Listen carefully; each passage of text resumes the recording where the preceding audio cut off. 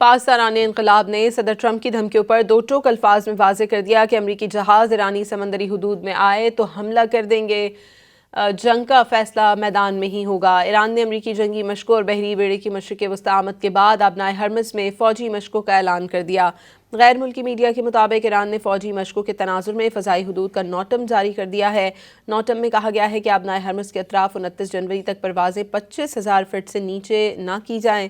ایرانی حکام نے بتایا کہ یہ مشقیں 9 کلومیٹر کی حدود میں ہوں گی۔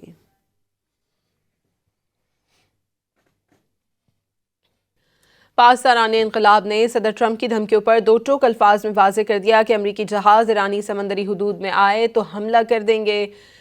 جنگ کا فیصلہ میدان میں ہی ہوگا۔ ایران نے امریکی جنگی مشقوں اور بحری بیڑے کی مشرق وسطی آمد کے بعد ابنائے ہرمز میں فوجی مشقوں کا اعلان کر دیا۔ غیر ملکی میڈیا کے مطابق ایران نے فوجی مشقوں کے تناظر میں فضائی حدود کا نوٹم جاری کر دیا ہے۔ نوٹم میں کہا گیا ہے کہ ابنائے ہرمز کے اطراف 29 جنوری تک پروازیں 25,000 فٹ سے نیچے نہ کی جائیں۔